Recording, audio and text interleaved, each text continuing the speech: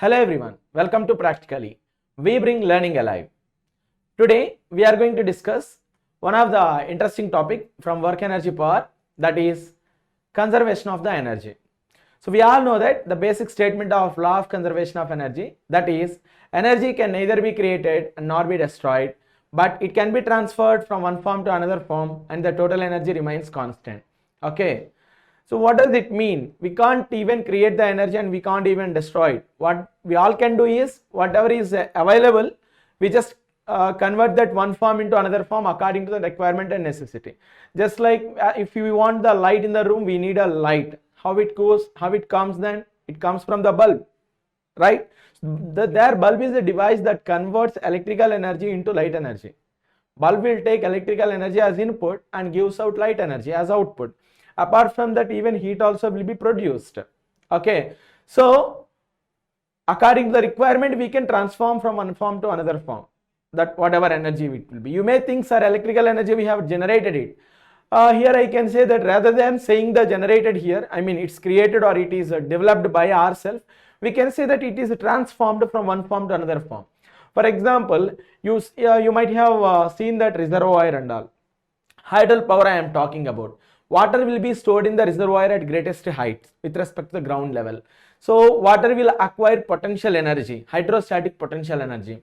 That water, if it is made to propagate or travel through any large penstocks, large pipes, we are calling them as penstocks. So that water will go and will hit the turbine through the valve if you'll make certain arrangements. So then the potential energy here it is converted into kinetic energy since the water is in motion now. Then the turbine shaft will be rotating, the turbine will be rotating. So to the turbine shaft, generator is coupled there. As the turbine is rotating, so generator also will rotate. What generator is going to do over there? Generator is an electrical device that can convert mechanical energy into electrical energy. So we got electrical energy through conversion, not by creation. Potential energy of water is there initially, that is converted into kinetic energy, and then we are giving that mechanical energy as input to the generator that drives the generator. So generator further converting mechanical energy into electrical energy. So what we all are doing is we are just transforming it from one form to another form. We are not creating it, we are not able to destroying it. Okay, so right from that topic we are going to analyze how mechanical energy of a freely falling object is going to be converted. Okay, so let us see it. Based on this, many numericals, many previous year questions are there in many competitive examinations including NTSC. All right, so let us see here.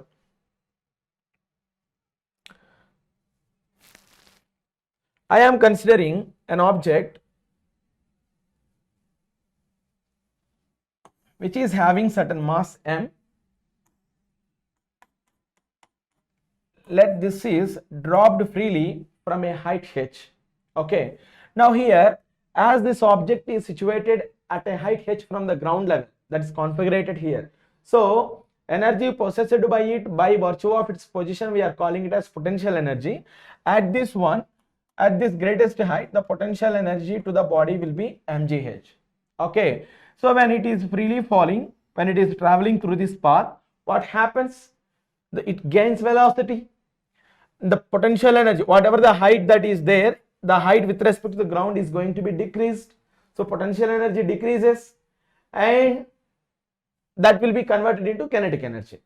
So here, whatever the potential energy that the body is having at greatest height, the same amount of energy will be presented everywhere by neglecting air resistance.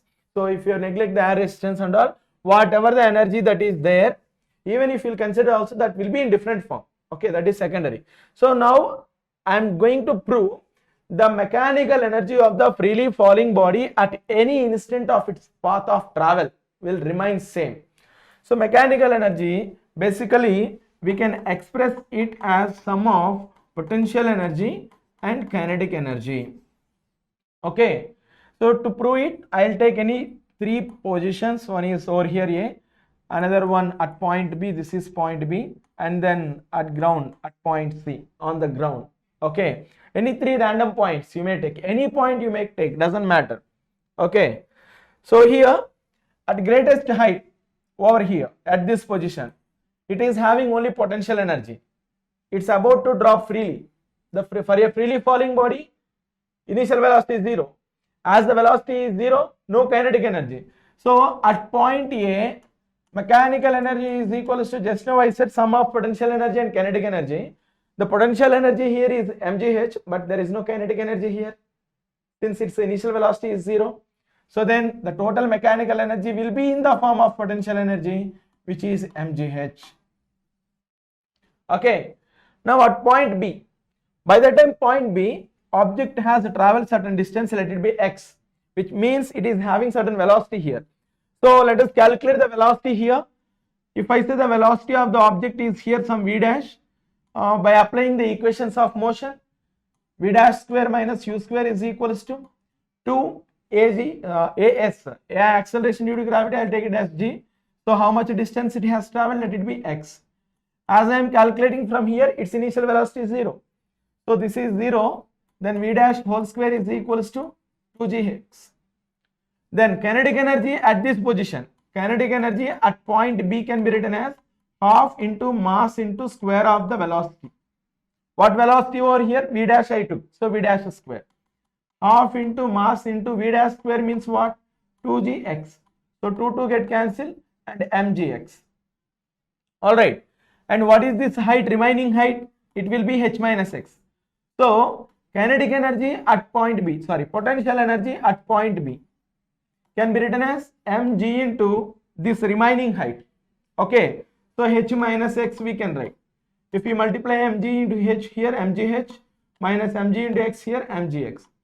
Then now calculate mechanical energy at point B. Mechanical energy at point B, it is again sum of potential energy and kinetic energy. Then potential energy is this much, mgh minus mgx, plus, whereas kinetic energy is mgx. So this and this get cancelled. Therefore, total mechanical energy will be mgh again. Okay, let us calculate the mechanical energy at point C now. So at point C here it is on the ground. So when it is about to touch the ground, body will be having velocity. The velocity at this position I am taking it as v. So all this path the body has traveled, throughout this path it has come, it has propagated and it reached now. Okay, then velocity at point C, again I am applying the same by using equations of motion. We will get 2g. This time it has traveled throughout this much distance, that means h let it be. So then v square is equals to 2gh. So kinetic energy k is equals to half mv square, that means half m into 2gh. 2 get cancelled, mgh. What about potential energy at point C? It is 0 since now it is on the ground. Okay, then mechanical energy at point C can be written as mgh plus 0 mgh. Now you can see whatever the point you may take, a point at point A mgh, any intermediate point you take mgh, on the ground mgh. So whatever the point that you are going to consider on its path, along its path, total energy of the system remains constant, no matter whether the form, whatever the form that is going to be in. In this case, whether it is in potential energy or kinetic energy doesn't matter. All the amount, whatever the amount that is there in the beginning, the same amount is there throughout its path. The form might be different.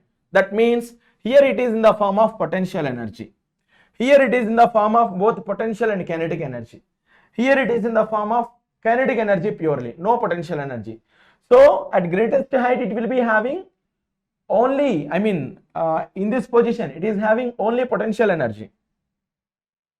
Yeah, only potential energy. And here potential energy is slowly converted, kinetic energy is slowly increasing.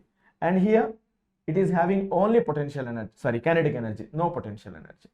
That is how we can prove this mechanical energy is conserved in the case of freely falling body. Okay, fine. So let us solve any one or two numericals based on this application. Okay, fine. One example I am taking, that is an object of mass 2 kg is projected in vertically upward direction with an initial velocity some 10 meter per second. Okay, calculate the maximum potential energy stored in it. Okay, so maximum potential energy, I am applying the law of conservation of energy. Very simple. At greatest height, when it is projected with this 10 meter per second, okay, this object when it is projected with 10 meter per second speed in upward direction, speed going to be decreased at certain height, the speed will become 0, that height let it be h. So at this height the body will be having maximum potential energy. So maximum potential energy is nothing but maximum kinetic energy. When it is projected in upward direction, velocity goes on decreasing, kinetic energy goes on decreasing, and slowly it will be converted into potential energy. Whatever kinetic energy it is having on the ground by the time of projection, I mean in the initial stage of projection, same amount of potential energy will be there at greatest height. So I can say that PE max is equals to, just I applied law of conservation of energy, nothing than I did other than that. So half m value 2, v value what? Velocity, half mv square. Kinetic energy, initial kinetic energy is nothing but final potential energy. So it will be 100 joule, that's all. Okay. All right, any other example? Yeah, one more model we'll take, that is, yeah, an object which is having mass m is released from a height h.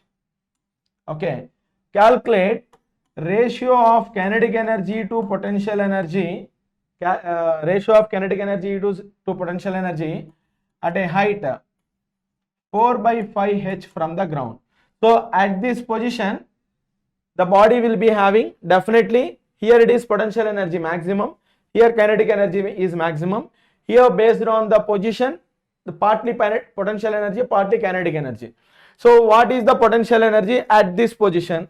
That is clear. Potential energy at this position is mgh formula I am applying, as height is 4 by 5 h here, so 4 by 5 mgh. Then what will be the kinetic energy? See, at this position potential energy is mgh, which is maximum. In fact, the total mechanical energy at this position is what? mgh only, right? Since whatever the total energy, mechanical energy is here, same should be there. So mgh, total mechanical energy, is equals to potential energy at that position plus kinetic energy at that position. So then kinetic energy at that position is equals to mgh, total energy, minus potential energy is how much? 4 by 5 mgh, just I am subtracting it. So kinetic energy can be written as mgh minus 4 by 5 mgh can be written as 1 by 5 mgh. Alright, now kinetic energy is 1 by 5 mgh, potential energy is 4 by 5 mgh, mgh by 5 mgh by 5 cancel, so 1 by 4, that means 1:4 is the ratio. Alright, so just by applying the law of conservation of energy principle, we can solve this one. Yeah, that's all. This is how we can solve the competitive exam questions based on the tricks and tips. Okay, alright, for such kind of more curated and important topics, download the Practically app and enroll for the courses that are available in it. And stay tuned to Practically's YouTube studio. Thank you. Bring learning alive practically.